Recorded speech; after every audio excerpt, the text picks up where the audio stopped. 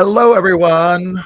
Welcome to episode 3 of the Awards Whisperers. We got a big show today. We have a lot to talk about. We have to talk about the Gotham Awards. Yes. And then we're going to go into a deep dive of Best Actress with each of our top 10. Oh, by the way, I'm John. And I'm Cesco. We're going to go to deep. Us. You know us. I don't know if we need to keep doing that. You know us. You recognize these gorgeous faces. We are going to do a deep dive in our top 10 of Best Actress, go through our rankings of who we think is in the hunt, the Helen Hunt for the Helen Hunt annual Best Actress honorary Best Actress Award. No, not her. Shall we jump in? Should we talk about Gotham first, or Yeah. Okay. Overall thoughts? They're very confusing, but they're very confusing every year. These are the first ones that come out. That's just how the calendar rolls out. And also, we should preface that these are voted on by like 5 people. There's not a lot of consensus behind them. It's literally like 5s to 10s of people. But I thought that, so they removed the cap in terms of there was a cap on the production budget for a film to be able to apply. I think it was like $35 million. $35 million, yeah. Yeah, and now that's gone. And Oppenheimer and Killers of the Flower Moon did not submit for consideration, so they were not eligible for these. But pretty much I think everything else that I know of was. And there's a bit of... So first of all, foreign film is much more competitive than the actual Best Picture category. Yeah. Because they lumped stuff in there that, I don't know, could have arguably just also, gotten a nomination in picture. I think picture is exclusively for U.S. productions, though. Yeah, I think you're right. So there are a couple of movies in foreign that are co-productions. I think Zone of Interest is partially also a U.S. production, but not 100%. So it couldn't qualify. Maybe I'm making this up, but I feel like it's one of those like co-productions in like 2-3 countries. Mm-hmm. So they ended up with a lineup in Best Foreign Film of 5 movies that are pretty much, to various degrees, like all Oscar contenders, mm-hmm. I would say. And then for the actual Best Picture category, I can't even remember what's nominated. It's Passages, Past Lives, Reality, Showing Up, 1001. So okay, realistically, there's one movie there that could get some Oscar traction, in my opinion, Past Lives. Yes, which I would imagine then wins this when these are given out. But even there, Past Lives I wouldn't consider for now a huge Oscar. No, contender. It's like on the outside of. Yeah, there's definitely a solid chance it gets in for screenplay, and actually I could even see it win there. But it's one of those kind of like women talking kind of situations where, if it even gets in picture, that might be it.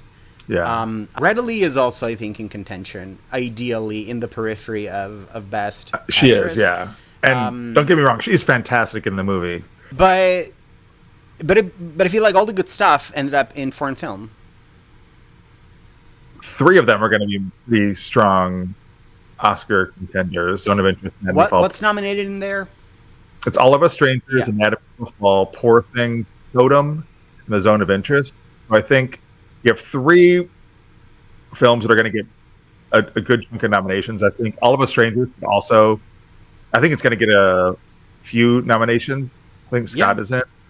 Totem and then Totem is in contender for foreign film. It's got fantastic reviews. Yeah.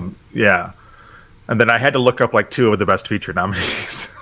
Yeah. Like, what is... So one of them is with Sydney Sweeney, but if it even came out, it was a very short release. Like it kind It's not that rom-com with Glenn Powell, is it? I don't think. Have you seen the trailer for that? Yeah, because you brought it up last time, Oh yeah. or like the first episode. I don't remember, but I was like, there's a comedy with Sydney Sweeney. Oh. Yeah. Passages is the other one that I had heard of, Yeah. but Ira Sachs and I, ever since Keep the Lights On, he is not really someone that I necessarily seek out. A lot of people like it. A lot of people really, really liked it. So, it was just more of a knee-jerk reaction from when I read about it. Because, Adele is in it, Exarchopolis, so I tend to follow I tend to follow what sort of like follow her around, what she does and what she's doing. But yeah, it's a bunch of, I think, of the movies in Best Feature are, apart from Past Lives, probably non-starters at the Oscars. Not that they necessarily should be. It's just a very odd way to kind of split these two categories up. And the interesting thing is I went and looked at the track record of Best Picture or Best Feature at the Gothams, and the winners, not the nominees, but the winners end up being Oscar players. So like Nomadland won Everything Everywhere All at Once. Yeah, for Best Feature. Nomadland, Marriage Story, Call Me by Your Name, Moonlight, Spotlight, Birdman. There's a few that are less so, but I think all of them except for the writer, because this has been going, they've had Best Picture since 2004. All of them except for the writer in 2018 got an Oscar nomination or got multiple Oscar nominations. Yeah, I think the titles that you mentioned were pretty high profile. It's just in this year in particular, I feel the fives they came up with, pretty much only Past Lives would probably be able to do anything. Yeah, same. I mean, it's October, but yeah. Yeah. I feel like foreign feature is a lot more competitive. But also there were like weird things happening with. Didn't Poor Things get a foreign feature nomination? Yes. And then nothing else. Yeah. Nothing else. There's some an Anatomy of Fall got international feature and screenplay, but Sandra missed out on lead. Yeah, because then she ended up in supporting for a different movie. For Zone of Interest, yeah. Lily Gladstone still managed to get a nomination, even if Killers was not eligible for a completely different film, which to me is kind of indicative of just how strong she is this season, where people are literally making up movies just to get her nominated. Because I had not heard about this film, and my bad, but I hadn't heard about it. Yeah, I think it's speaking of the performances, I also looked up, I mean, they've only done the singular lead performance and singular supporting performance categories since 2001. They're 2021. Yeah. And since they've done that, really only both categories, they've only gotten maybe 2 people per year that have ended up getting Oscar nominations. Yeah. So it's not been, I mean, it's only been a couple of years, but it's not been that reliable. Yeah. They got in a few, I think, reasonable contenders in there. There's a few, I think, names that are going to show up at the Oscars, both in lead and supporting. But, there's then a mix and match of, again, movies that I had not heard of before. And then, some of the movies that got in for feature or foreign feature don't have any sort of acting nomination to connect to. So it's kind of odd. Who's nominated for leading? It's Anjanou Ellis Taylor for Origin, Lily Gladstone for The Unknown Country, Greta Lee for Past Lives, Franz Rogowski for Passages, Babataita Sajo for Our Father the Devil, Andrew Scott, All of Us Strangers, Kaylee Spaney for Priscilla, Tiana Taylor for 1001, Michelle Williams for Showing Up, and Jeffrey Wright for American Fiction. Yeah, who wins this one? That's a great question. I have no idea. I could see Greta Lee taking it. Yeah. Or Jeffrey Wright, maybe. What's interesting is Passages, 1001, and Showing Up. They got into feature and lead performance. But I mean, Showing Up is not showing up at the Oscars. We can pretty much. Sorry, Michelle Williams. Yeah, we can pretty much agree that that's not happening, because it's one of those features that have the corresponding acting nomination. But I mean, it might. Michelle Williams, they like her, but yeah. I think out of this group, the ones that could translate into Oscar nominations are Andrew Scott, Kaylee Spaney, and Jeffrey Wright. Did they have the potential? Yeah, I would say too. There's, I think, an outside chance for Tiana Taylor as well. It's a movie that came out a while ago, but people are still talking about it. Mm-hmm. Ostensibly, I think she's in the conversation, but apart from that, I think it's those three. Yeah, so it'll be interesting to see who they picked. Last year they picked Danielle Deadwyler. Yeah. So she won over Michelle. Of, the Danielle Deadwyler sweep that, did not happen. Frances Fisher said, "Not on my watch." Not on my watch. And then the supporting performance is interesting too. So we have Juliette Binoche for The Taste of Things, Penelope Cruz for Ferrari, Jamie Foxx for They Cloned Tyrone, Claire Foy for All of Us Strangers, Ryan Gosling for Barbie, Glenn Howerton for Blackberry, our queen Sandra Hüller for The Zone of Interest, Rachel McAdams for Are You There, God? It's Me, Margaret, Charles Melton for May, December, and Davine Joy Randolph for The Holdovers. So actually, there's a bunch of people in there that I could actually see. Yeah, same. Get all the way into the Oscars, or at least people that are in the Oscar conversation. I think Davine Joy Randolph is pretty much in, possibly even to win supporting actress. Yeah, I would have her as the winner here. I would at this imagine. point. Yeah, at this point at least. Yeah. But even Melton, who we didn't really talk about, I think when we talked about May December, has sort of emerged as the performance from the movie that people are really, really enthusiastic about. Which is interesting. So because interesting. I went back and read a bunch of the reviews for it, and most of them don't really mention him that much. I mean, there's a few that say like he does a fantastic job being this kind of like suspended adolescence character, but most of them focus fully on Julianne and Natalie. So I'm fascinated that he's the one in at least the prognostication realm has emerged as the because I was reading reviews at a con, and I couldn't have told you that it was in this film until like 2 weeks ago. Yeah. So very, very, very odd, very, very interesting. And I think he's also in the periphery of the best supporting actor kind of conversation. Absolutely, yeah. I don't think I have him in, but someone to keep an eye on. I mean, we were saying in chat, he's I think known for Riverdale. Yes, he was Jughead. No, he was Reggie. I have no idea, which I feel would work more against him than in his favor. But then he's very handsome, so he is very handsome. So I think that helps.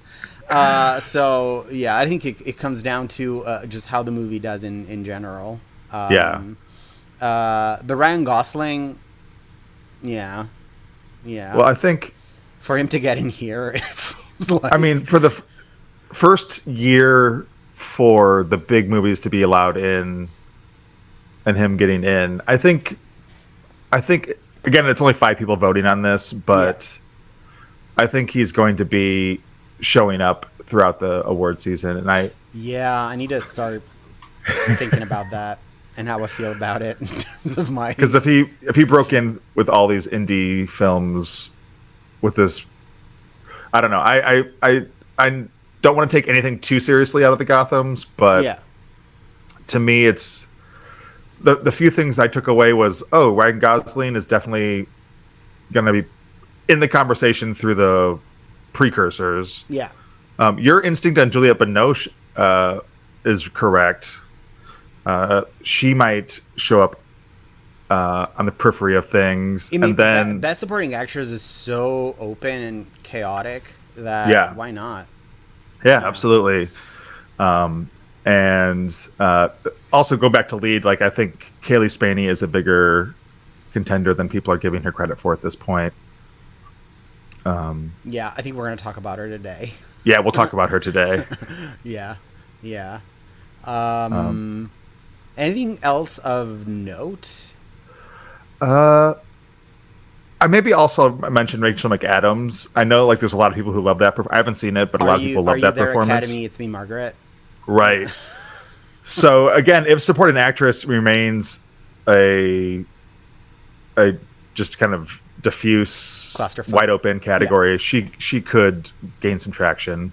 Yeah, I heard good things, but again, I only started hearing good things after I actually started looking up this movie because I had not really, heard about it before the Gothams. I feel like it's just one of those movies that was supposed to come out like a long time ago, and then it started getting delayed, and then it just sort of appeared in theaters, and I wasn't paying attention. Yeah, and it's I would have to go check this, but being the only nominee from like a spring release, like that doesn't happen too often. No, especially in supporting. I feel like, so she would have an uphill climb for sure. Yeah, because we were saying there's a track record of supporting performances getting in as the only nomination for their film, but they're usually more high profile movies. Yeah. Yeah. So it could happen. She's a previous nominee. That helps. Yeah. And clearly there's some traction behind her. So yeah, who knows? She did some incredible concerned listening in Spotlight.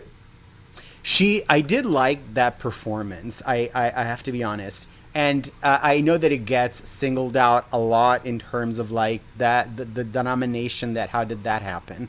But the movie was so strong, and I think like she was good, and it happens. No, I'm not mad about it. That's how I plan to get nominated. Like doing the bare minimum in a really good movie. It's the best way to go. Yeah. I think so. Yeah, so good for her. All right, should we transition to actress? Yes. Okay, so we have each one of us, as due to our homosexuality, have ranked I think the top 10 actresses that we have in this category, as in our predicted nominees, and then the 5 just outside. Yeah, and we have not told each other. Oh. So, yeah. So I think the way we're going to do it, we were saying that we're going to start from the bottom and then move our way up. And if an actress appears in both of our lists, then the other person is going to say where they have her in their list, and then we get to talk about her. Great.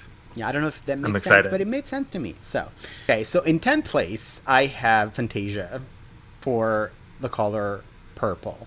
I have her as well. Where? I have her at, I can't count, 8. 8. All right. That sounds about right. The problem with this film is that it is such a huge question mark for me that I feel like it is fair to say that she is in contention, but also fair to say that this could just not do anything, and then this just does not happen for anybody involved, not just for her. Because I was reading a couple of days ago that this movie started screen testing last September, as in September 2022, not like a month ago, like over a year ago. And it's screen tested 4 times with very mixed reactions. And so it just kind of feels like they gave it this Christmas release day just to dump it out like during the holidays. And I think it's either embargoed or it hasn't screened for critics because no reviews are out for it. And then I looked it up on Rotten Tomatoes, I think, and it literally says reviews for this movie will be available on December 25th. So it's concerning. We've been using this word a lot to talk about this film, and I think everybody involved. It's just very concerning to me that this is how this is happening for I think probably the most high profile musical of the year. I would say. Mm-hmm.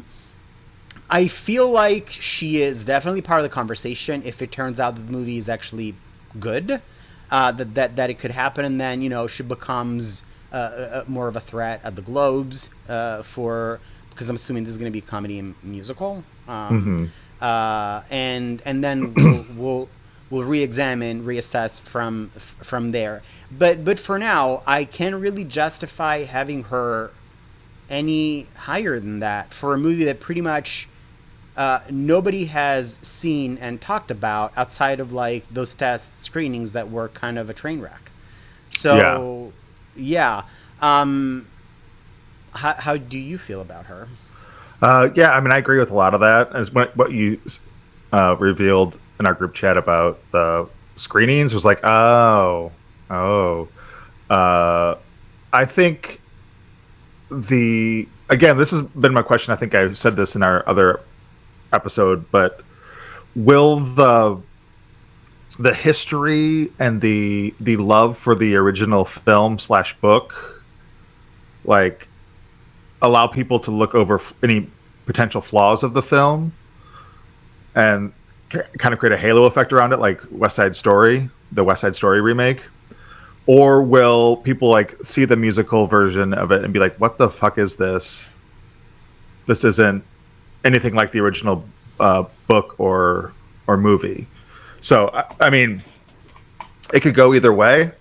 And if people really lean in and like the musical element of it, maybe they've found a way to edit it to make it more of an audience pleaser, then yeah, I think she could definitely totally be in the conversation. But right now, 8 seems to be about as high as I can comfortably put her, given the other competition.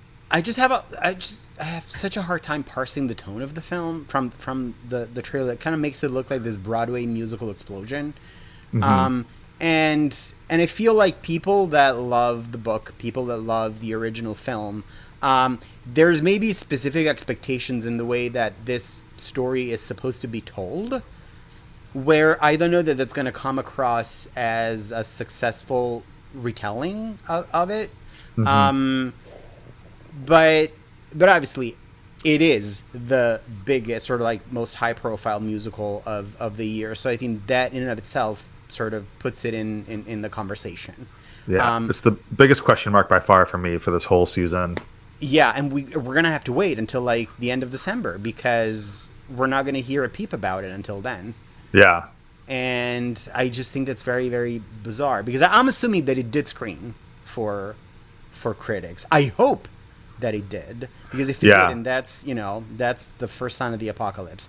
But I mean, even if it's under embargo, that does give me pause. Yeah, nothing about the ramp up to this release is giving me confidence that there is no ramp up. Right. We're just kind of waiting. Exactly.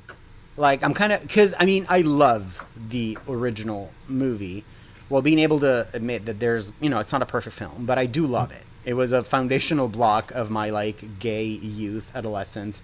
So many amazing female characters. The fact that there's basically no ramp up to it, where it's just sort of like, we're going to wait until Christmas and then see what happens. It's just kind of not the way that I would have orchestrated this. Yeah. And I sense a lot of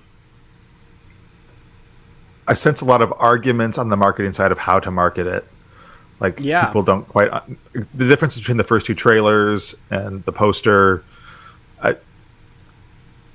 because I think it's like we don't want to get people's expectations, up in the wrong way. Like, we want them to understand what they're going into, but what they're going into is it's a complicated sell.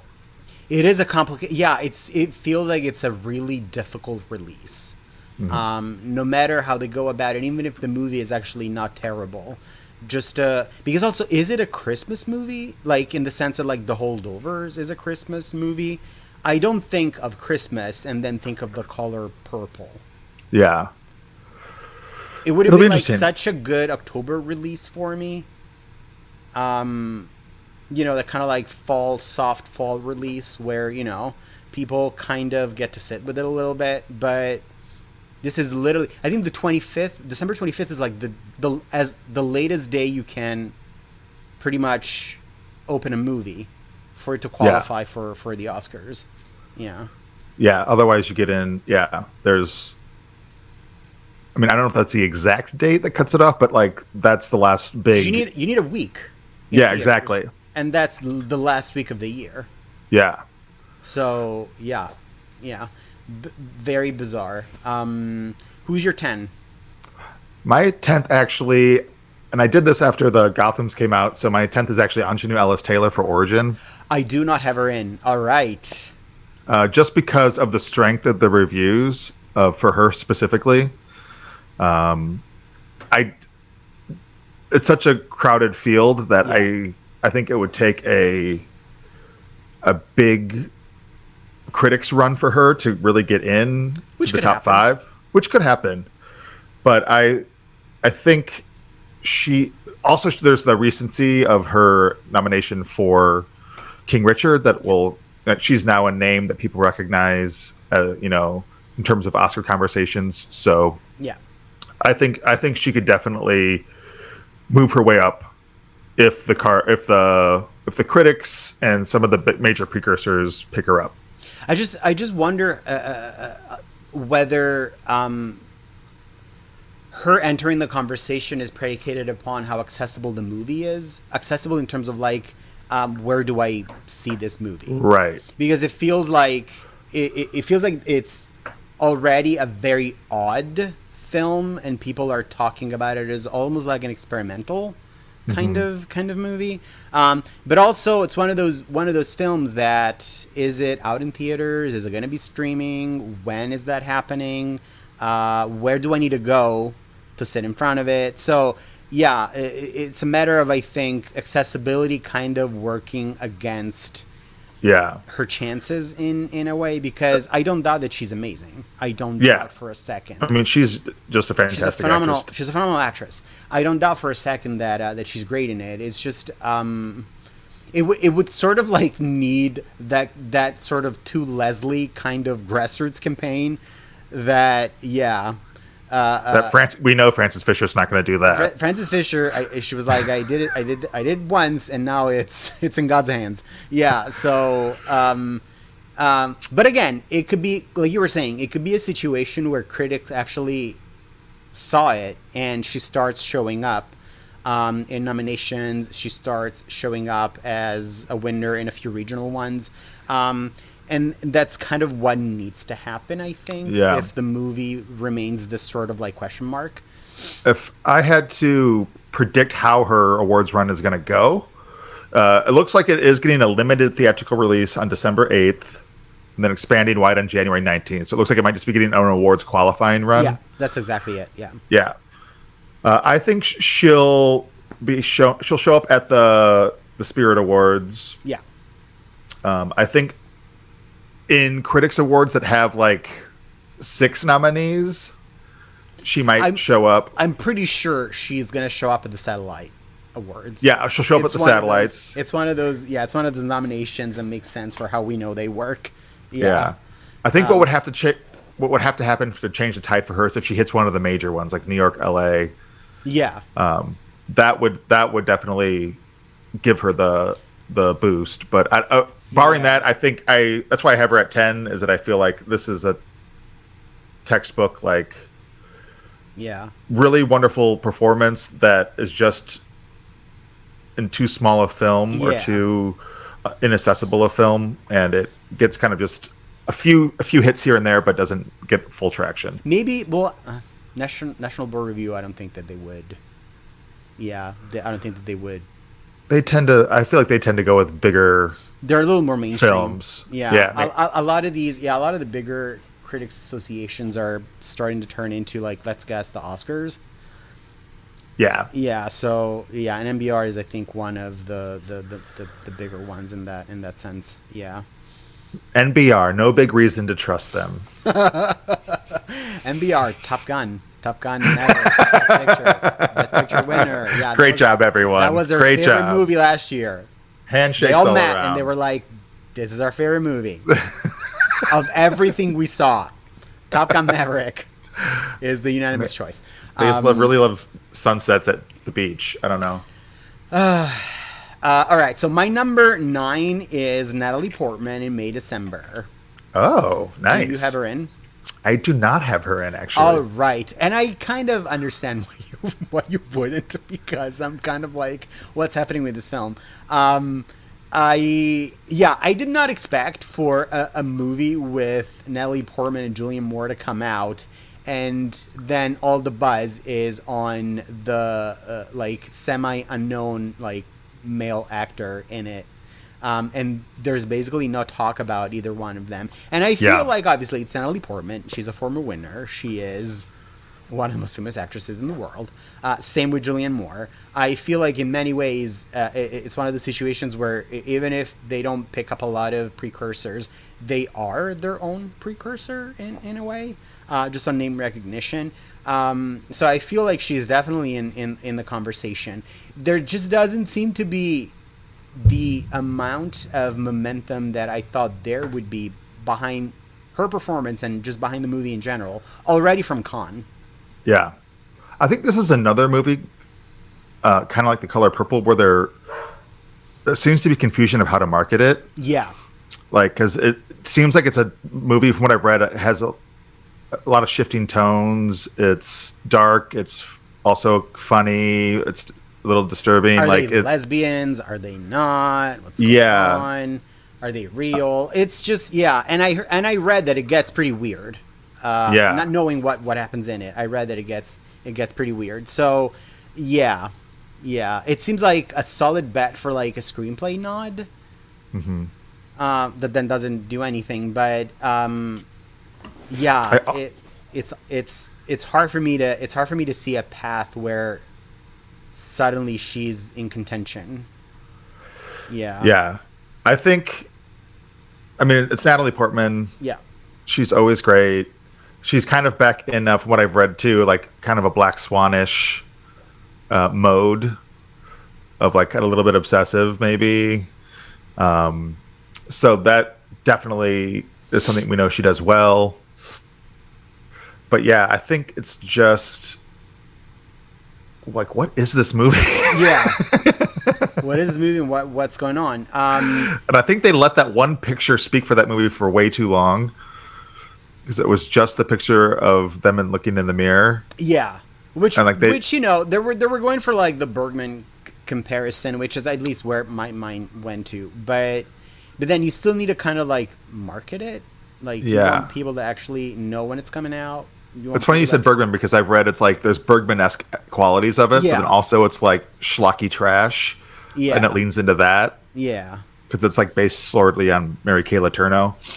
That angle, because I read about that. I'm like, I can't really imagine how that angle would get woven into the story the way that I'm thinking the movie is being told. I have no idea. I'm assuming that it's something with Julianne Moore and Charles Melton's characters. It's got something to do with that probably, but I feel like there has to be like one scene with Charles Melton where it's like, like some weird thing that happens towards the end where it's like, this is why people are predicting him or talking about him. That he's like 15, right, or something like that. Like he's some like, it's like the reverse orphan, or something. Like there has to be something like that are causing people to latch onto him. Yeah, but I don't know what it is, 'cause I haven't seen it. Yeah, and I do actually want to see it. I'm looking forward to it, but it just seems like for it to happen, they would need, both of them would already need to be in pretty much everybody's predictions as Yeah. kind of like a done deal for like a nomination. It's a fairly high profile movie with like two huge stars, past Oscar winners, and that's just not what's happening. Yeah, there's also that. There's like the lack of the awards narrative for either of them. Yeah. So it's not like a comeback for either of them. It's not like they're overdue. So yeah, it's kind of in this Gray area. Yeah. gray area. Yeah. So I feel like number 9 is fair. Who's your Great. number 9?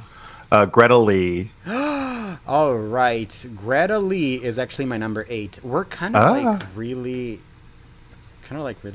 in sync. Yeah, we're pretty. I mean, we're pretty close. Yeah. I mean, you're my dad, so. That is true.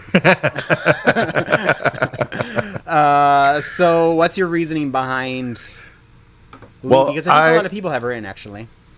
Yeah, I think again, Past Lives is going to be on. It's going to pop up throughout the Critics Awards. I think it's going to be one of those things that maybe the screenplay is going to be getting into places.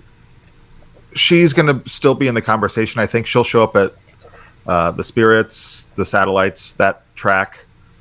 And there's a lot of love for her performance. Yeah. The thing I saw it, I actually really, really loved it too. Yeah.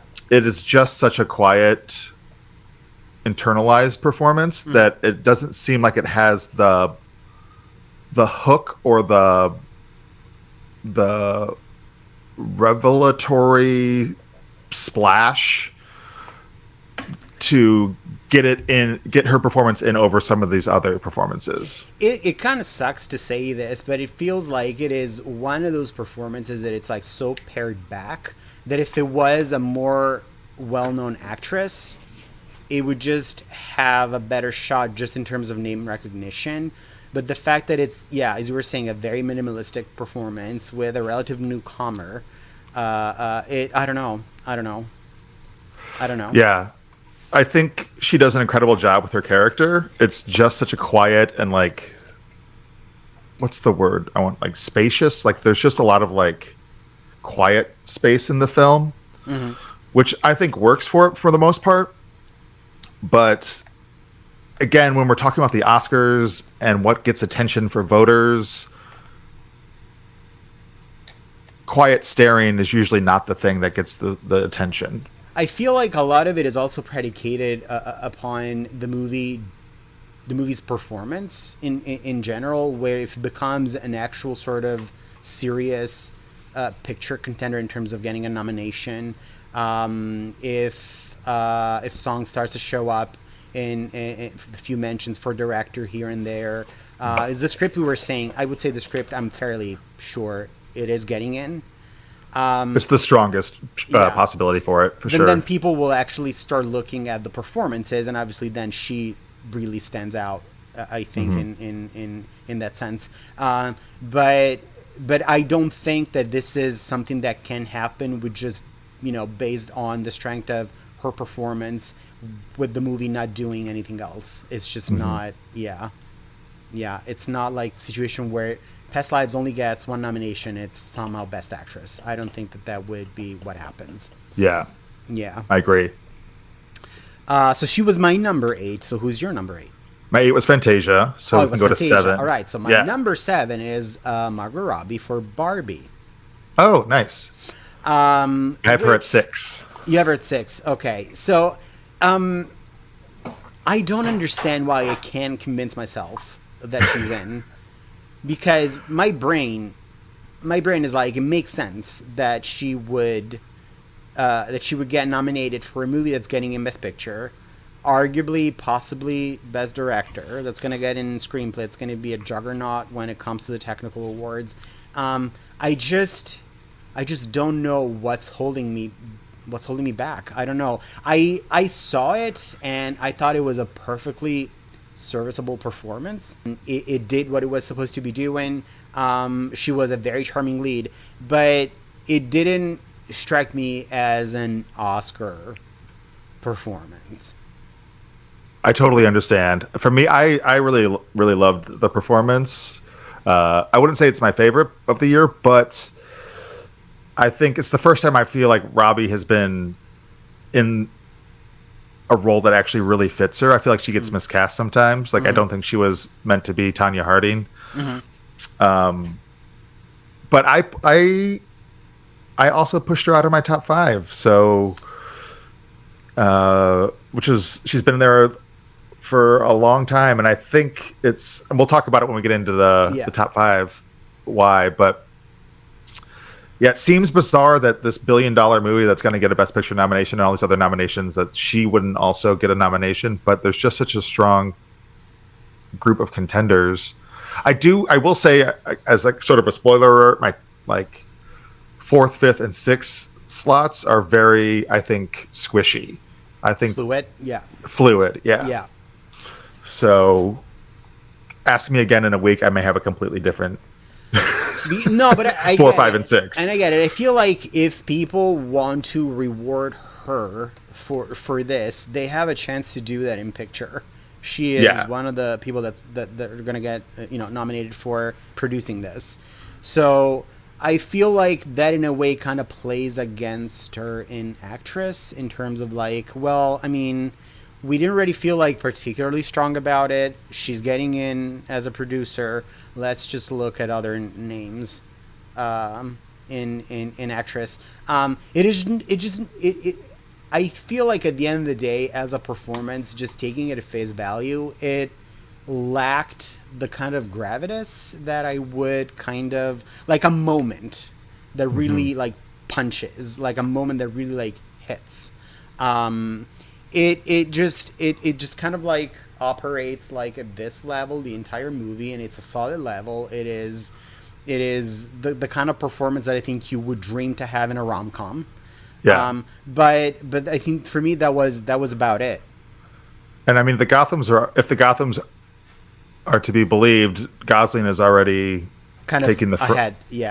taking the conversation in terms of the acting front for correct. the movie. Yeah. So that is something that I'll need to come back to. But I just don't know. I don't know. And obviously she's a huge star. She's a previous nominee. It could easily happen. I'm just looking at the people that I have on top of her, and I feel like they're just better positioned at this point. Yeah. Either in terms of like they have already started winning stuff, or they're in just movies that I think are a little stronger. I should have prefaced that Barbie is in my top 10 for picture, but not in my top 5.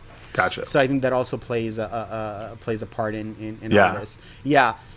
Where I feel like it could easily happen. We need to sort of like, we don't know whether this is going to be comedy or drama yet, right? At the Globes. Barbie? Yeah. Oh, I'm pretty sure it'll be comedy. It'll be comedy? Okay. Yeah. Because I think like... I don't think they've said officially, but I'm pretty sure, yeah. Yeah, I think she has a pretty decent shot at winning the Comedy Globe. I would say if Emma Stone is in comedy, she might lose to Stone. We don't know that, yeah. Because when that's sorted out, if Stone goes, comedy, then Barbie isn't winning. Yeah. Yeah.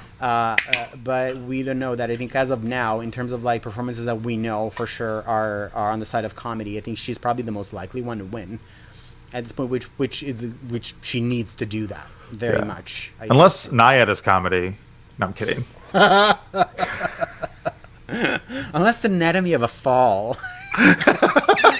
gets moved to comedy, which by the way I saw, and it's quality. I cannot wait. Yeah. Well, we'll talk about her. So I feel like 7, 6 is probably where I would have her for the foreseeable future, in terms of like until we start hearing from like bigger critics, and then the industry sort of is starting to like pitch in a little bit. Because I don't anticipate her winning any major critics awards. I'd be really surprised. It's just not the type of, because what would you compare it to in terms of like performances that have been winning like critics awards? Like, I mean, it's not the type of performance that I think wins like National Society of Film Critics, or the only one that comes to mind is Cameron Diaz, and There's Something About Mary. Yeah. For New York, I can make a case that maybe she wins MBR. Because NPR yeah. is trying to go as mainstream as possible. But I think like even there, for me, like Gladstone, for example, makes more sense than Robbie at NBR. Yeah, NBR, So National Barbie Rewards. yeah, I don't know. Yeah. Yeah, speaking of comedy for so my number 7, we're on 7, right? Yeah. Is Annette Bening in Naiad. Who is my number 4? She's actually moved into my predictions. Yeah, Yeah. she's moved up in mine too, I have Yeah. to say. Yeah. Yeah. And it is. I mean, it was your turn, so go ahead. Oh, yeah, I think the chatter has been consistent. Again, I still feel like I've been French exited one too many times with like older previous nominees who have not been rewarded, getting on all these prediction lists early, and then their movie just disappearing immediately after. Like film stars don't die in Liverpool. Which, by the way, you brought that up in one of the previous episodes in relation to BAFTA. She did get in for that at BAFTA. Oh, she did. She Okay. did. Yeah. Yeah. Yeah, I think about like French Exit, Cherie. It just like I think the double. What helps here, honestly, is the double billing of her and Jodie Foster. Yeah. So if it was just Annette Bening and Naiad, I would be even more skeptical. But with the fact that Jodie Foster is there, I think means there's going to be even more eyes on it. So that's why I keep pushing her up. The reason why I put her in ultimately is that it's a Netflix movie, and just they're gonna campaign the shit out of it. Yeah. And I think Netflix in general, especially at the SAG Awards, has been doing so well that I would imagine, and we were already talking about this, that she shows up at SAG with Foster. And I feel like I'm not really thinking about her as in contention to win, at least for now. But I think the name recognition is there alongside a really aggressive distributor, alongside the fact that she is playing a real life character who, they made her look like the aged version of Michelle Williams in The Fabelmans from like last year. She has the same Geppetto like wig on. I don't really, yeah, it is so distracting. I don't think she is in contention for a win right now. It's just her luck. There's just always like a stronger performance in like a stronger movie, or something like that. But it seems like she's checking a lot of the boxes in terms of what we know the Academy tends to go for, in terms of like acting nominations, the real life figure, the physical transformation, the kind of like name recognition, overdue narrative. I think. The face makeup. Yeah. I think for now, for me, that's enough to warrant having her. I mean, I have her number 4. So, gotcha. Yeah, I think you could totally end up being right. For me, it's been a slow... a slow ascent. Yeah. I think once Critics Awards starts dropping, if her name starts popping up, then we could, I think, definitely have a strong Bening narrative that emerges. See, because for me, she is not going to show up anywhere until the industry starts giving out nominations. Because this is not, I feel like, a movie that critics are particularly going to pay attention to. When there's like Gladstone, there's like Hüller, even Stone. I feel like, even if we were saying like Anjanou Ellis, I think those are, I think, much more likely to be in the conversation for early attention from critics.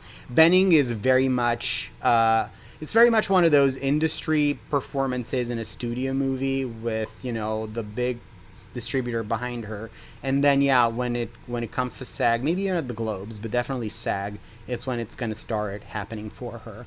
And obviously if she wins SAG, then that's the different conversation that we're going to need to be having at that point. But I think at this point, I think I would only really take her out if the SAG nomination doesn't happen, if the Globes maybe have Foster in but can't find a space for her. Yeah. Yeah, because even with the even with the Critics' Choice, I wouldn't even really consider her in contention for that, without it hurting her chances. Honestly, yeah. Yeah. I think you're probably pretty spot on. I think SAG is going to be the most important for her. It is, yeah. I think it's sort of like it could just die there if it doesn't happen. And I mean, she is slightly stronger than we thought in terms of BAFTA, but I don't know that this is something that the BAFTA, the way that they've been doing things lately, that this is something that Yeah. gets in there. And I'd have to look up the track record of BAFTA nominating lesbians who swim to Cuba. I think we're 0 for 0. I Well, I'm, think.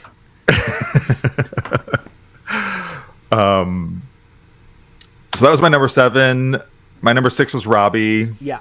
My number 6 is Kaylee Spaney and Priscilla. Oh, interesting. Do you have her So in? she's out now. She was in your 5 before, I believe. She was. Yeah. The switcheroo was Bening and Spaney. Yeah. Ah, Yeah. Do you have her in anywhere? I have her at 4, actually. All right. So we talked about our number 4, and I mean it makes sense, and I feel like I made the switch before the Gotham's announced, and then she popped up in there, and it is, I think, stronger than just a sort of like accidental Volpe Cup win that a lot of people are kind of like almost like holding up against her. Because yeah, we were saying Stone couldn't win the Volpe Cup because Poor Things won the Golden Lion.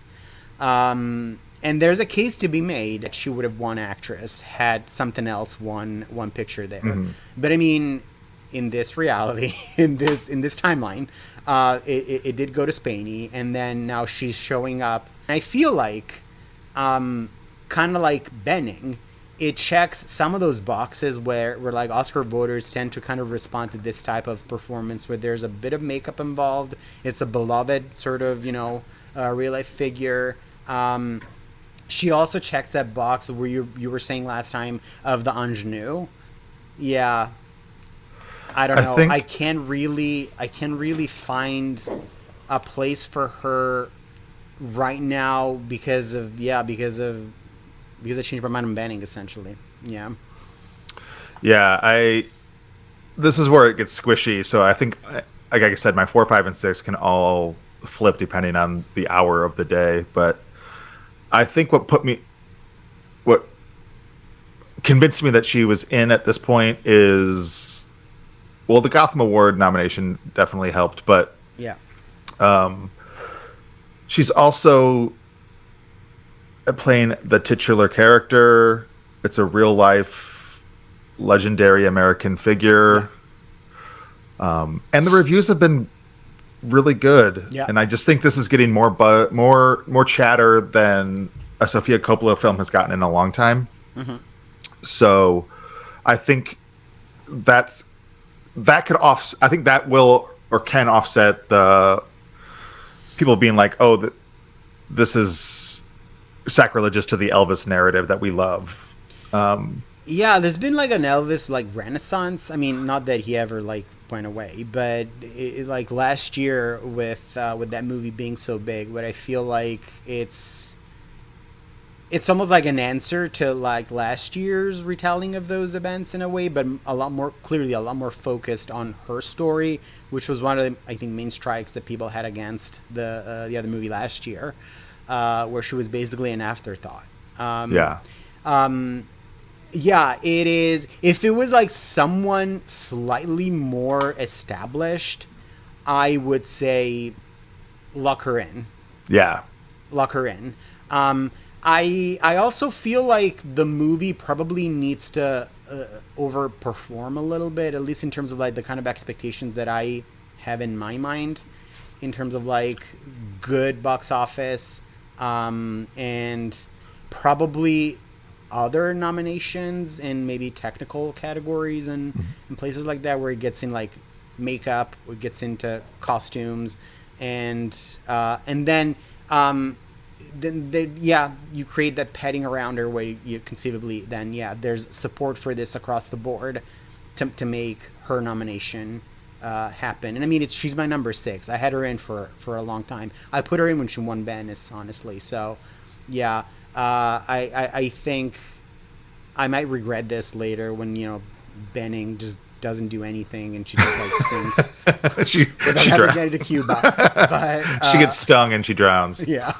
but for now, I think Wait, is that what happens in the movie? If I should make a joke about that, that's what happens in the movie. No. She lives, right? She completes the swim. There's just been a lot of controversy in terms of like real life events surrounding how that was monitored and did she actually do it or not? Did she fake it and blah blah blah? And she has a history. I think the real life character, she has a history of sort of like embellishing like her accomplishments. And the fact that she completed it in her 60s, where a lot of people can do it in the prime of their youth. So, I think that sort of gets addressed in the film, as in they don't really... It's not like that hagiography kind of like, look at this amazing, athlete and person and woman. They are very much aware that there's a bit of a controversy. So there's good stuff I think in there for Bening to kind of like really like sink her teeth into it, and also I've seen the trailer for Priscilla, and it's one of those trailers where you don't really get a sense of the performances. For me, I was like, okay, I need a little bit more, and it's gonna be something that I need to wait until I watch it to kind of decide. Sometimes you watch a movie and you're like, okay, no, that's an Oscar performance. You just kind of know once you're done with it. It's gonna be, I think, a couple of months before I get to watch the movie, probably. So yeah, same. Oh, but the one thing I was going to say that also pushed me into going bullish on Spaney is Jacob Elordi. Just he's everywhere right now. He's like the it guy. So I think that will bring a lot more eyeballs onto the film. Yeah. I'm not saying he's going to be in the race at all, but I think he's all over social media and people are losing their mind because he's 6'5". Yeah. Which, I mean, good for him. But it's mostly just probably empty space. Like it's mostly hair. Mostly. But I mean, I shouldn't even talk when it comes to that song. But I think what I mean is like I think that's going to help with the visibility of the film. Yeah. Anyway, it's gonna get press. It's kind of curious that he's been sort of like, kind of like on an ascent in terms of like his notoriety and people are talking about him. Then in terms of, I don't think anybody's predicting him for this. Nobody's predicting him for Saltburn. So I think it's more in terms of like he's becoming a movie star. Mm-hmm. But I keep thinking of that meme of like, it's the Toy Story meme where like they're throwing away the toy and it feels like they're throwing away Austin Butler and they're picking up Jacob Elordi. Like, here's our new tall, handsome white guy. Yeah.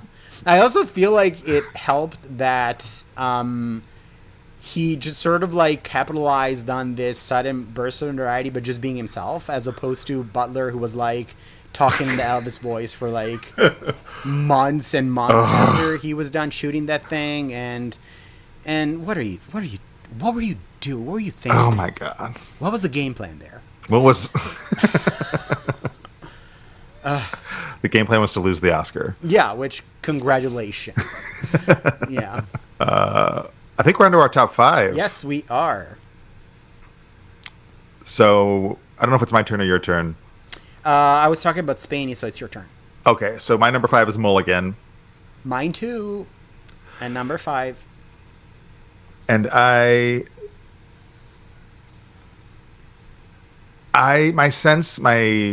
gut is that everything about the film before you see it, like it seems like she's a sure thing, and maybe she's really good in it, but I don't know, something about Maestro is just not hitting with me.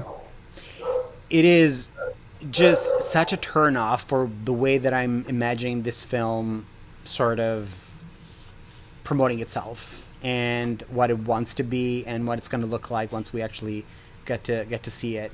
Where it's that sort of like biopic that says nothing of value about like that person's like artistic process or personality. Because I think in general, biopics are very hard to pull off because I think really great movies kind of have a wider narrative compass of what's ostensibly being told on screen. And with biopics, it's really hard to do that. Where a lot of biopics are just like, this is what happened this year, then the following year this happened, and then this is how they died. And it's kind of like, okay, I could have read about this on Wikipedia, and why didn't you just in front of this film? And it feels like Maestro is very much kind of like a retelling of his Wikipedia page to me. Yeah, which I've seen too many of those films. The fact that they age through it, and there's just things about it that I'm not sold on it being a huge, rousing success. It's an Oscar movie. That's what bothers me. It's like one of those movies that the second it got announced, I was like, even if this sucks, it's probably going to be in contention for a bunch of Oscars. It's transparently about getting Bradley Cooper an Oscar. That's correct. The entire reason it exists. It's probably going to happen, by the way. Yeah. Yeah. And that's what bothers me so much about it, because we've been talking shit about this since like episode 1, and I feel like we haven't seen it. But that's why. That is why. It's just like a knee-jerk reaction against this type of really sort of almost like cynical way to go about making movies. Yeah. Yeah. That's even the back-to-back. We make fun of the back-to-back counting thing. Like, we need to concentrate, darling. That seems so stagey to me, and so like done with the thought of like, this will be a great trailer. I mean, I know movies get made sometimes with like trailers in mind. Like action movies get made with the trailer sequence, but like it just seems so calculated. And it bothers me so much that it works. So I don't know. Mulligan could be amazing. It could be her best performance of all time. I don't know. Even if if she was in supporting, she would be at the top of the heap. Oh my god! So that was the other thing that I wanted to say. Like, I have her in 5th. She would be probably at the top of my ranking in terms of supporting actress, and I do not know why they're not moving her to supporting. Yeah, just in terms of like, you're already just literally a product that was conceptualized to win Oscars. Then actually, then do your job and win an Oscar in supporting. Put her in a position where she can actually do that.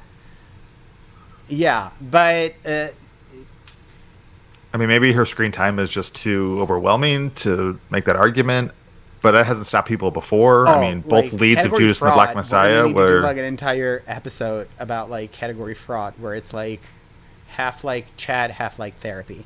Yeah, because I mean that happens every year. To a point where I because I mean this was also like the situation with her last year, which she said essentially in terms of like potential category fraud, and that they didn't go anywhere. But I mean, it happens every year, and it wouldn't be the first time that it happens with her. I just feel like if literally the only purpose of your existence is to just win as many Oscars as possible, then just facilitate the process of that happening would make sense to then just put her in supporting. Just do it. Because I mean, like, if she stays in here, it's one of those performances like, she could very well get in, and then I cannot make a case that she's anything higher than like number 5. Right. So it's like, why take up a spot? And then like March, she's going to win the Oscar, and we're going to be like, but you know, as of now, it is sort of like, I think, it is just sort of like one of those performances where I feel like I've seen this performance already. I've seen it so many times. Yeah. And it gets nominated, and then it doesn't do anything. The obsessive genius's long-suffering wife. Yeah. Yeah. Yeah. Like, plus there's the whole, we haven't even talked about the whole, like, she's playing Argentinian. Is that Oh, like the character in real life is Argentinian, or the woman? I, there's something about that. I she have to look it up is? now. I know that was like a minor controversy when it was first announced. Yeah, his wife Felicia Montelegre, a Costa Rican Chilean actress. Oh, okay. Okay. So Because she I was going to was say, if she was from Argentina, like, Berenice Bejo is, like, right there. right. Like, you No, have options. the Yeah. Carey Mulligan's character was Costa Rican Chilean in real life. I don't think she's doing an accent in the trailer. From No, I don't think so. But the interesting thing is the poster for it was first released. I think there's another one now, yeah, but the it very was first poster was her. was the back of her. The very first poster of this movie was her back.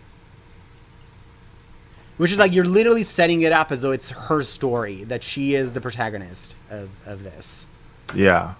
But it just feels like a huge missed opportunity for a movie that's literally just setting out to win Oscars. Yeah. Yeah. Exactly. Yeah. I mean, maybe once we see it, we'll understand better that choice, but Yeah. right now it's confusing to me. Yeah. And I hope she's good because I do like her so much. And Oh, she's great.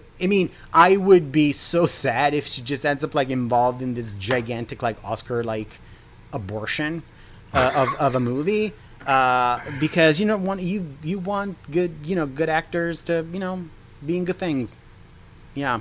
Yeah. Yeah. I mean, she's always been great. She was great in Inside Llewyn Davis, Yeah. in Mudbound, and Promising Young Woman, Yeah. in Shame. I really loved her in Shame. Yeah.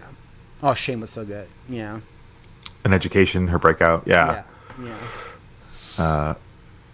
I think we should get to our top three. Yes. I think we have. I'm guessing we have the same.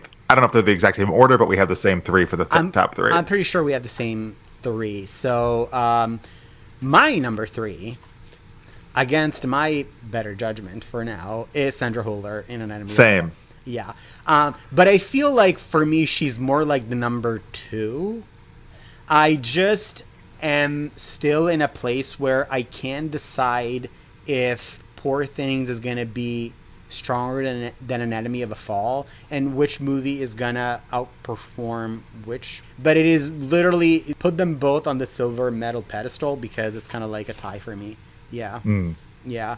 Yeah, I have her as three, but I have her as a strong three Yeah. because again, if she gets the double nomination and Anatomy of a Fall stays strong, I think she could easily be a contender. I've seen it now, so I can talk about it. I can Yes. talk about the performance. And I've been on this woman's jock since like Requiem in like 2006, like all the way back in like 2006. She is one of the greatest actors alive, currently working. She's had phenomenal performances in movies and productions all over Europe. She's someone that people maybe in the US don't or are not familiar with as much, but she's an absolute force, and she's absolutely fucking amazing in this movie. As good as I wanted her to be, and as good as I was hoping she would be.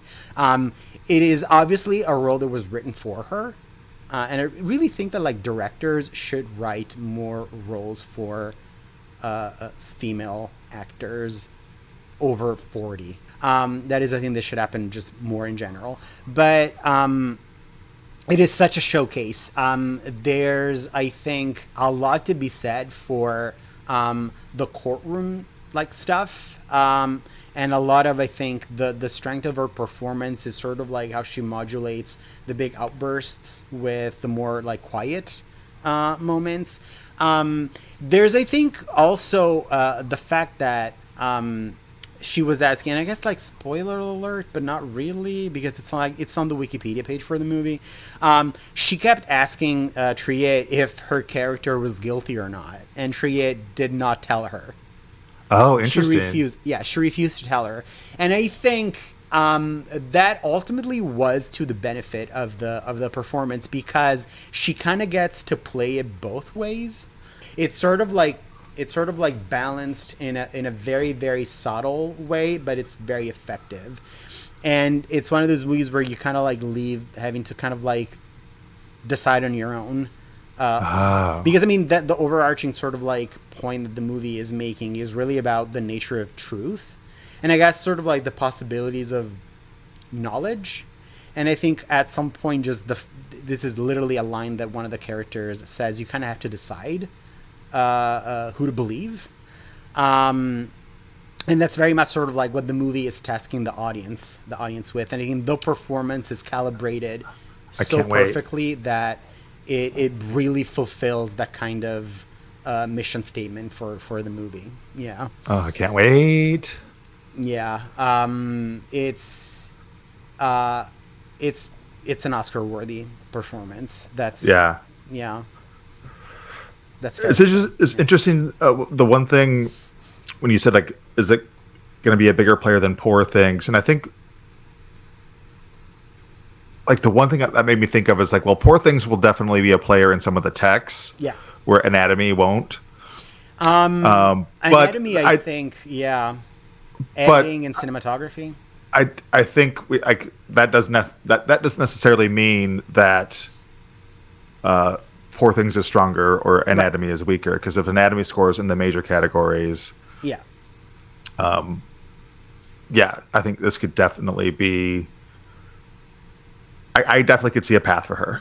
I mean, Poor Things is like period/fantasy, so that automatically I think puts it in contention in categories where Anatomy of a Fall is just not in the conversation. Yeah, it's not going to get in like production design. It's not going to get. It's not going to get like a nomination for like costumes or like makeup. It's not. But I think if we see like an Enemy of a Fall getting like kind of like Tar, that cinematography nomination, that editing nomination, that to me is a sign of just how strong the movie is across the board. Even if it doesn't get in sound or it doesn't get into like makeup, whatever. Right. Best original song. Right. Is there a song for Things? Did Diane Warren write a song? Stand Rising. What was I saying? Yeah, so no, I mean, like, yeah, that's the best way I can put it is like it's absolutely an Oscar-worthy performance. She's absolutely phenomenal. It is a great character. The kid that plays her son, best supporting actor material. And yeah, that's not going to happen. But I mean, phenomenal performance. And it just, I think like I want to wait until you watch it to kind of like then really get into it, because there's so many little things that I think the movie does really, really well. I think it was the biggest strength of the movie is really in how it approaches like the subtext, I think. So I kind of want to wait until you watch it to then talk about that scene or that gesture or that look. Or yeah. It's on the top of my list. I can't wait to watch it. Yeah, but I feel like I think we both agree like bronze medal for now with possibility for silver or even gold. Yeah, I think we're agreed. Yeah. All right. So number two. Number two. I have Lily Gladstone as number 2. I have Lily Gladstone not as number 2. Oh. And you've seen the movie, so I should probably defer to you. I have Lily Gladstone in number 1. Yeah. Yeah, so I didn't particularly care for Killers of the Flower Moon. I think for what it is, a lot of the concerns that I was reading about, I can definitely see how they kind of work against a film. The voice behind it and the point of view, I think, that the movie is adopting to tell this story is not the correct one. Even the fact that there was a possibility for Gladstone to conceivably go supporting in a movie that's pretty much her story, it kind of tells you, how this movie is approaching things. And I mean, the kind of like, and I mean, I don't think it's terrible. It is clearly you're sitting in front of it and you're seeing like $200 million on screen. It looks the production values are great. It looks very expensive. It looks incredibly well made. It's Scorsese, obviously. You know what you're gonna get. I think the issues, kind of like I was saying last time, are above the line. As in, there are two performances that are gonna get nominated probably in this film from two actors who are laughably bad. Two actors are basically, and it's a long ass film. It's 3 hours of these two people having conversations with like grumpy cat face. Because I wish I was exaggerating, but it is literally. I've seen the comparisons, and I mean, there's especially with DiCaprio towards the end, the entire performance turns into like a Vito Corleone impression, where he's on the stand because there's, it's a Scorsese movie. There's like a trial involved, and like he's like the entire time, and I'm like, did that hurt? That looks like it hurt. Yeah. That is my client. You can't handle the truth. No, but I mean, she is great.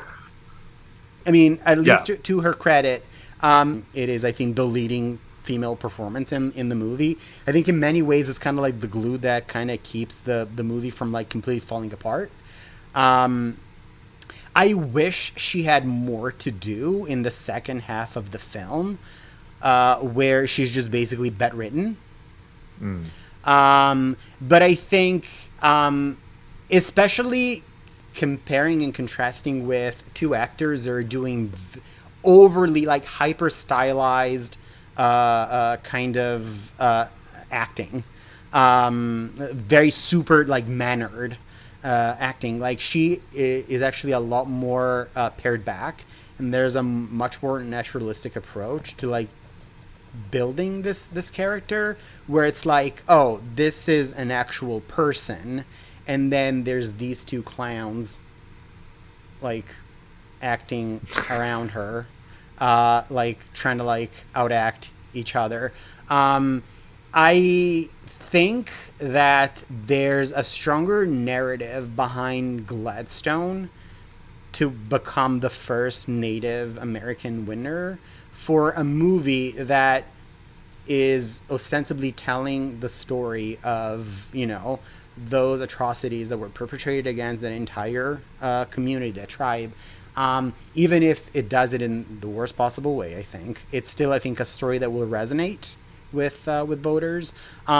She has a couple of very impactful moments. It's one of those performances where you get a lot out of it just from the quiet kind of moments when she's walking down the street, or she has a specific reaction. It is a very reactive. That's why I have it at number 2. Performance, yeah, and I can see why, and also the fact that for the longest time we were thinking this is a supporting, like this is like going to win in supporting. I think there's a case to be made that Emma Stone is her entire movie, but I feel like for now the narrative, and I think the strength of the film, because at the end of the day I think Killers will be stronger than Poor Things, but not probably strong enough to win picture. Then if they need to find somewhere where it gets an Oscar above the line, it's an actress. Yeah, I can see that. It wouldn't win screenplay. I think a lot of the criticism sort of levied against the film is about the script and how this story is being told, and how they engineered the narrative to really cater to the two male characters, because they are like the sort of like embodying like archetypes that really sort of speak to Scorsese and who he is as a storyteller. Because as you were saying like last time, this very much feels like it started off as, this is a story that just fits me like, fun gangster like story. Yeah. This is fun criminal white guy story. This is the kind of story that I like to tell. And then probably at some point they set him down and they were like, actually, the context here is a little more, complex than that. And if you need to make this movie, then you need to make this movie. Right. And I think in that sense, she's really the saving grace of the film. Yeah. So I have her as number 2. She is the story of the season so far. Like, I think she is the biggest story that people are talking about. The reason I have her at number 2, well, it's twofold. One is Yorgos, his track record. I mean, he won with an audacious performance from Olivia Colman. One of the most entertaining supporting performances of the year. So it seems like Poor Things is getting great advanced buzz. It's all about Emma. Not that I think she's like overdue for a second Oscar by any means, Right. but I think it seems like it's the big splashy performance that they gravitate towards. And I mean, granted, there hasn't been a lot of data to back this thought up, but when non-white actresses win actress, they seem to have to do a lot, like go through a lot and have really big. I mean, the two top times that it happened. Exactly. Essentially in like 90 plus years. Yeah. Exactly. So that's the other thing is like this, the bar is not the same. I will say to that point that a lot does happen to Gladstone in this film. I wouldn't say that she does a lot necessarily, as I was saying, it's more like a reactive performance, but literally everything that could go wrong in her life goes wrong in this movie, and she is faced with such a level of like tragedy, like back to back to back to back, that I think you really get, even if you, because I knew about the character, I knew about the story before, and if you've never heard about, you know, this character and the real life events behind her family, that it will hit you like a ton of bricks. Yeah. So in that sense, I think there is some of that element in play. Yeah. Gotcha. Well, yeah, but I think the quiet reactive element of because everything I've read is like she's the quiet heart of the film. And that generally is not the type of performance that wins in this category. Yeah. But again, she's very, very close to one. And on a different day, I could put her at number 1. So you can't count out the Academy being racist too. Oh no! I mean that's their MO. So I mean it's yeah. I feel like there is a chance to keep riding this wave of like the first Asian Best Actress winner, and you know, let's keep it going and let's diversify things a little bit. And I think the strength in the movie, and I think the strength of the character, the events I think surrounding the characters, the fact that it is a real life figure also.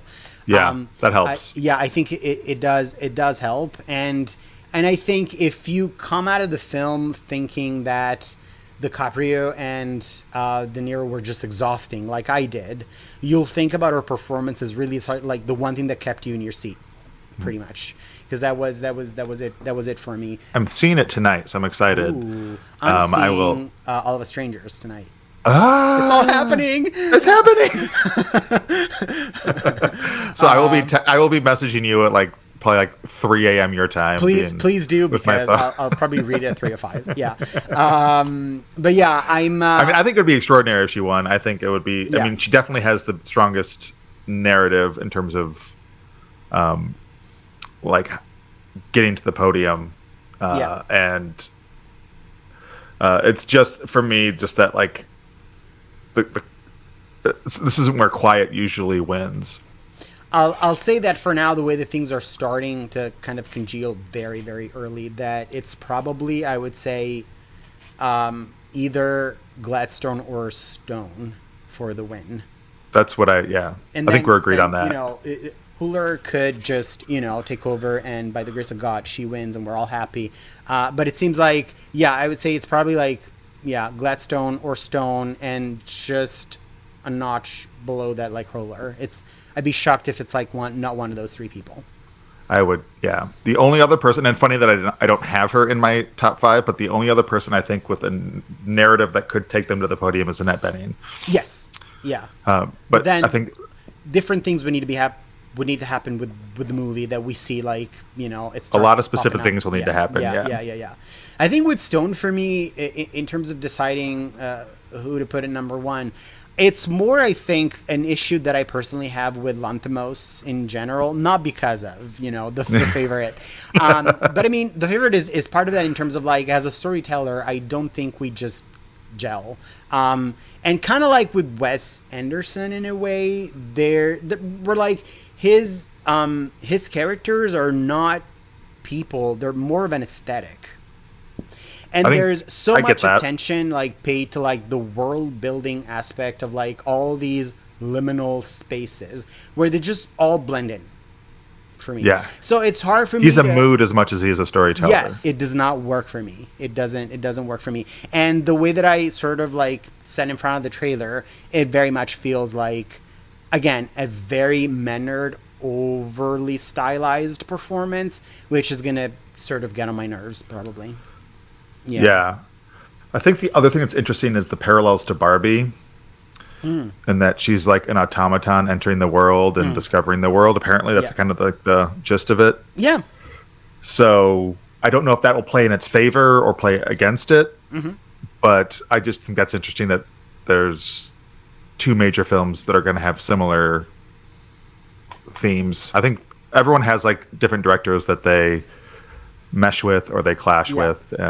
But I mean, at some point, if she becomes a favorite, it doesn't really matter what I think about it. It's just in terms of predicting it, I can totally see her winning again. Yeah. Yeah. We did it. Yeah, we did it, and it's like only an hour and 36 minutes.